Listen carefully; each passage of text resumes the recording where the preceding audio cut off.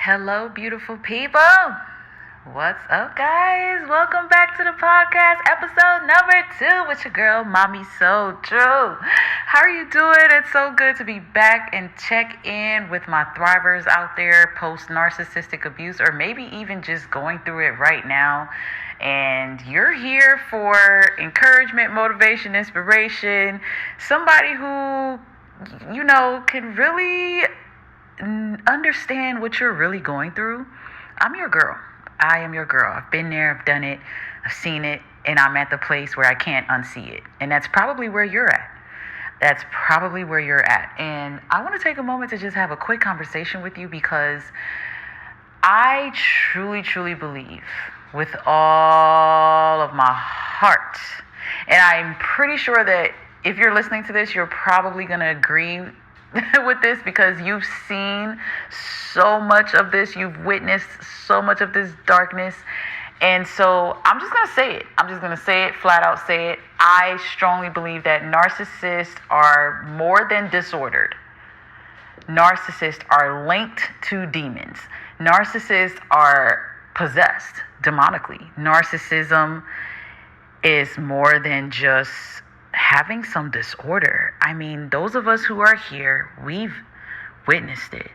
We've watched it. We were raised by these people, and we've saw some things that cannot be explained by science. I do want to start by saying that I'm at a place in my life where I am so sure that everything I've ever experienced with narcissistic abuse, everything that ever contributed to my own depression, my own anxiety, my own suicidal thoughts, my own negative thinking, it was pure evil. It was purely evil. I am so convinced that this is teaching us good and evil.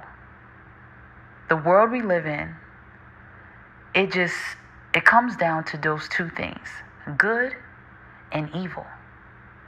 You don't even have to be religious to understand how this works. This is just the law of life. Let's just be real here. Let's stop sugarcoating the narcissist and blaming it on science, blaming it on psychology, blaming it on a mental health. Let's address the truth. The truth is, the devil thrives on destroying people mentally. The truth is, everything they're teaching us about the narcissist and how their childhood trauma is the reason why they are what they are, is not true. We all have had trauma. Who has been more traumatized than a child who was raised in a narcissistic home that has not grown up to have NPD? There's no excuse. Whether you turned out a narcissist from the trauma of your childhood or you turned out as some empathetic soul, you have trauma. You have trauma, and trauma opens all of us up for demons to attack us. Trauma opens all of us up for negativity to come into our life. Trauma is what opens the portal for a narcissist to be a narcissist. For my believers out there, we should know that the first narcissist was Satan. The first narcissist was Satan. The biggest indication of that was how deceitful Satan was since the beginning of time. And even before that, let's pay attention to how Satan got cut off by God himself. Satan didn't start out in hell. Satan started out in heaven. was one of God's favorites, was probably God's favorite. And eventually, he revealed how wicked his actions were, how wicked his intentions were, how he wanted to be a god himself. Does that not remind you of a narcissist? This God-minded mentality type person? That's that sense of importance that they have, that entitlement, that crazy pride and ego. Very, very, very similar to what all of us know as the works of Satan. I truly believe, after going through this and being on my own healing journey and putting in work to try to better myself as a person, I've come to the realization that at the end of the day, we are all spiritual beings with spiritual problems. And we cannot cure these problems with toxic drugs. This is why we don't see a cure for NPD. This is why there's so many gaps and questions still to be asked on the science aspect of things. It's beyond that. This is also why, in my opinion, some people are not healing, because they are not hearing or embracing the truth. The truth behind what they've dealt with is this person is demonic. This person has a foul spirit, a negative, evil, dark spirit. And if we can learn that, if we can teach that and spread that truth, a lot of people will set themselves free. A lot of people would actually run for their life like they should.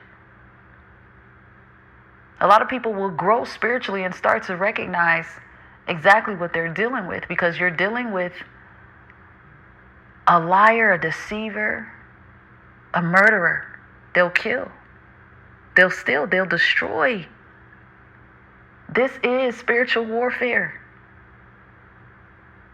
This is the attack, the intrusion of your awareness. They tear us down. They try to blind us with gaslighting tactics and make us doubt reality and consume ourselves in their fake, carefully crafted fantasy world. And they interfere with our energy fields. That's why we end up being drained. They leave us drained. A small conversation with them can drain you. You could be dealing with a narcissistic parent, and just one brief conversation could exhaust you and be a setback after maybe perhaps you haven't spoken to them for a couple of days, and then you hear from them, and then it's like, wow, not even a 2-minute conversation and you're feeling mentally set back. Because they interfere with your energy fields. They take over the true essence of who you are. You become their puppet, their doormat, and their victim. They are linked to demons. Some of you have witnessed the evil eye. If you had a narcissistic parent, you've probably seen that throughout your entire life. They break God's law left and right. Left, right, and center. And they may have the audacity to be churchgoers, which is so creepy. When it comes to Sunday, best dressed, first to be at church. Or you're dealing with a narc who won't even acknowledge God. Will not yield to God's ways, God's word. Think God is just useless, pointless, fake.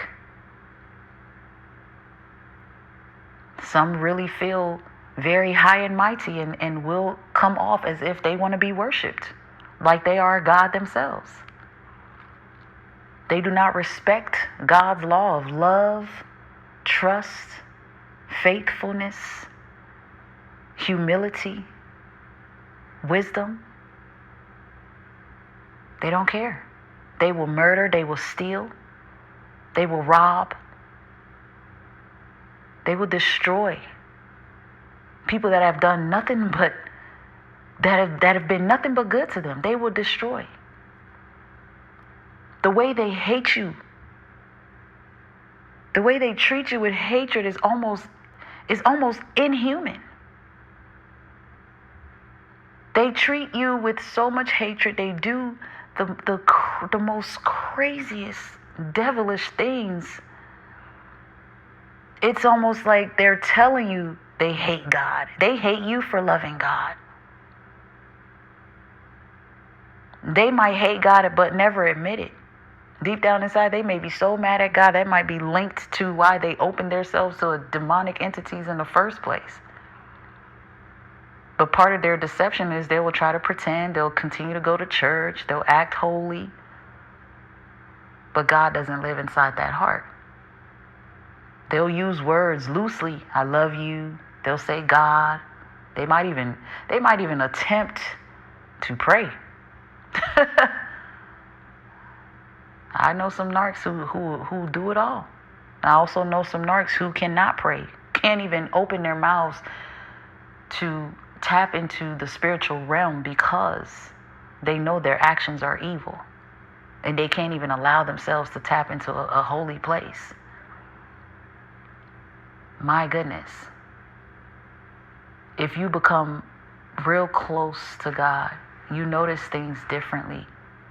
The more you push back, detach, increase your love and your peace, the more you notice what an evil one the narcissist is. They're definitely possessed. If you're around them long enough, you will learn some unique tricks. You will learn some things about manipulation that you never thought you would see in your life. You know? So many have witnessed the dead eyes in the narcissist. So many have witnessed the uniqueness in their covertness, the sneakiness. How they try to play on your intelligence. The things that they do in the eyes of the law, how they twist narratives and put on this act and wear these masks and have people favoring them, have all these people on their side, these flying monkeys and all these other people and other people who are looking from the outside into your situation, but cannot see that this person is a monster because of how nicely tucked and crafted their mask is. Just think about the fact that they mirror people because they don't have a true sense of self and they're literally having to pretend to be like others to take from others. That is so demonic. For those that were love bombed into these relationships with narcissists that tricked you into thinking you met your love partner and your soulmate and all of that just to wake up one day and realize you're laying next to a whole demon. This person mirrored you. How does a normal human being mirror someone? I cannot imagine how you can mirror. How can you copy someone so perfectly? You have demonic assistance. You have demonic influence. Think back to the times where it seems like the narcissist felt when you were most vulnerable or at your weakest point and they were reaching out. As if they just knew. Maybe that's when they met you. You were vulnerable. You were going through things. Or maybe that's when they discarded you. The narcissist comes in our lives in moments of weakness for us because that is the time where the devil can enter in our life the same way the devil entered into the narcissist's life. Through their brokenness, through their sadness, through their weakness, through their depression. Narcissism is linked to spirituality. Surviving it is coming out and stepping and walking in the light that you carry, the light that they thought was dimmable, but it's not dimmable because at the end of the day, they need your light. The darkness cannot do anything with their darkness. They need your light for a lot of things, but at the same time, your light also exposes a lot of things, and that's why you end up becoming an enemy. Many of us are isolated, no friends, no family. We've had to brutally cut them off, or we've been discarded, or we've just been always by ourselves because we've never had that love and support. This is all the work of the devil.